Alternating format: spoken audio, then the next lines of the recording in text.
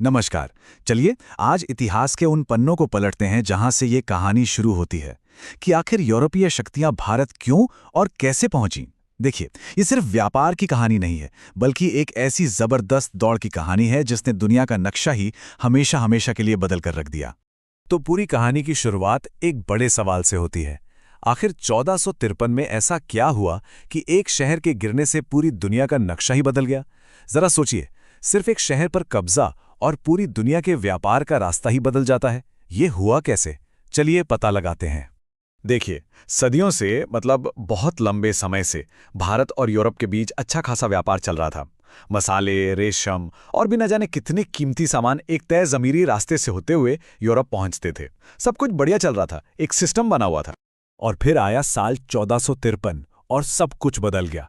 हुआ ये कि ऑटोमन साम्राज्य ने कॉन्स्टेंटिनोपल पर कब्जा कर लिया, जिसे आज हम इस्तांबुल के नाम से जानते हैं। और इसी के साथ उन्होंने यूरोप के लिए वो सबसे जरूरी व्यापारिक रास्ता बंद कर दिया। अब समझा जा सकता है कि यूरोपीय देशों के लिए ये कितना बड़ा इकोनॉमिक झटका रहा होगा। तो जब एक रास्ता बंद हुआ तो एक नई दौड़ शुरू हो गई, एक ऐसी रेस जिसमें हर कोई भारत पहुंचने के लिए एक नया समुद्री रास्ता खोजना चाहता था। और यकीन मानिए, इस होड़ में दांव पर बहुत कुछ लगा था। इस रेस में सबसे आगे थे पुर्तगाल और स्पेन। तो 1488 में बार्थोलोम्यू डियाज अफ्रीका के बिल्कुल दक्षिणी कोने तक पहुंच गए, जिसे केप ऑफ गुड होप कहा गया।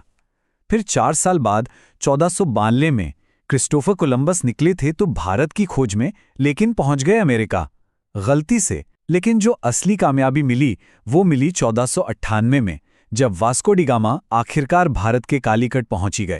वास्को डी गामा की ये जो कामयाबी थी ना, इसने तो जैसे समुद्री दौड़ में आग ही लगा दी। अब रास्ता मिल चुका था और हर कोई दौलत के इस नए खेल में अपना हाथ आजमाना चाहता था। लेकिन एक मिनट, ये सफर कोई आसान नहीं था। बहुत ही लंबा और जानलेवा खतरों से भरा हुआ। तो सवाल ये उठता है कि भाई कोई इतना बड़ा रिस्क लेगा ही क्यों?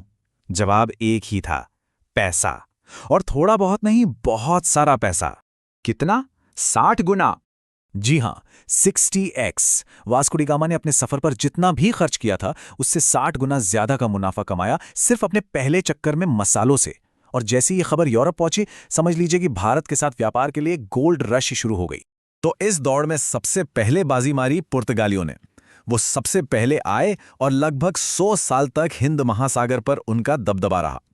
पर सवाल यह है कि उन्होंने ये किया कैसे? देखिए, इनके साम्राज्य की नींव 2 बिल्कुल अलग अलग रणनीतियों पर टिकी थी। जो पहले वाइसरॉय थे, फ्रांसिस्को डी अल्मीडा, उन्होंने अपनाई ब्लू वाटर पॉलिसी, मतलब समंदर पर कब्जा करो। उनका मानना था कि अगर हिंद महासागर पर कंट्रोल है तो सब कुछ कंट्रोल में है। लेकिन जो दूसरे वाइसरॉय थे, अफोंसो डी अल्बुकर्क, उन्हें असली संस्थापक माना जाता है।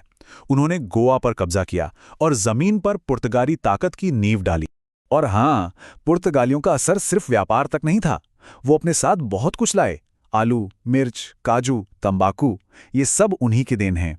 इतना ही नहीं, भारत का पहला प्रिंटिंग प्रेस भी वही लाए और गॉथिक स्टाइल आर्किटेक्चर भी। और एक मजेदार बात, वो भारत आने वाले पहले यूरोपियन थे और 1961 में जाने वाले सबसे आखिरी भी। अब जब पुर्तगाल इतना पैसा कमा रहा था तो यूरोप की बाकी ताकतें भला कैसे चुप बैठती? उन्हें भी इस खेल में शामिल होना था। तो अब भारत के व्यापार की इस दौड़ में नए और ज्यादा ताकतवर खिलाड़ी मैदान में उतर रहे थे। ये देखिए, ये दौड़ कितनी तेज थी, इसका अंदाजा यहां से लगता है। पुर्तगालियों के ठीक बाद डच आ गए, फिर ब्रिटिश, फिर डेनिश और आखिर में फ्रांसीसी। मतलब एक के बाद एक सब पहुंच गए। हर किसी को मुनाफे का अपना हिस्सा चाहिए था।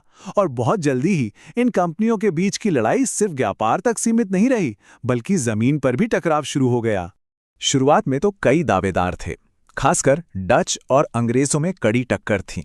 लेकिन फिर आया साल 1759 और बिदेरा की लड़ाई। ये एक टर्निंग पॉइंट था। इस लड़ाई में अंग्रेजों ने डचों को हरा दिया और इसी के साथ भारत में ब्रिटिश राज का रास्ता लगभग साफ हो गया।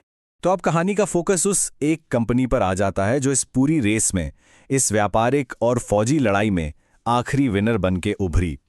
और वो थी ब्रिटिश ईस्ट इंडिया कंपनी। अच्छा, तो ये कंपनी व्यापारियों से शासक बनी कैसे? ये सफर 4 बड़े स्टेप्स में पूरा हुआ। सबसे पहले उन्होंने मुगल बादशाह जहांगीर से सूरत में फैक्ट्री लगाने की इजाजत ली। फिर उन्होंने मद्रास, बॉम्बे और कलकत्ता में अपने किलेबंद अड्डे बनाए। इसके बाद आया सबसे बड़ा कदम। उन्होंने अपने सारे दुश्मनों को हराया, प्लासी और बक्सर की लड़ाइयां जीती और आखिर में 1765 में उन्हें बंगाल में टैक्स वसूलने का अधिकार मिल गया, जिसे दीवानी कहते हैं। और बस यहीं से वो असल में शासक बन गए। बक्सर की लड़ाई के बाद सब कुछ बदल गया था। पावर का जो बैलेंस था वो पूरी तरह से पलट चुका था। भारत में एक बिल्कुल नए दौर की सुबह हो रही थी। ऐसा कह सकते हैं कि अगर प्लासी की लड़ाई ने अंग्रेजों के लिए भारत में सत्ता का दरवाजा सिर्फ खोला था, तो 1764 में हुई बक्सर की लड़ाई ने उस दरवाजे पर ताला लगा दिया। इस एक जीत ने कंपनी को सबसे बड़ी ताकत बना दिया और यहीं से भारत में ब्रिटिश राज की असली मजबूत नींव पड़ी। तो सोचिए, कहानी कहाँ से शुरू हुई थी? एक बंद रास्ते का हल ढूंढने से। और सिर्फ 150 साल के अंदर वो कहानी एक व्यापार करने वाली कंपनी के एक पूरे उपमहाद्वीप पर राज करने तक पहुंच गई। ये एक ऐसा बदलाव था जिसकी किसी ने कल्पना भी नहीं की होगी।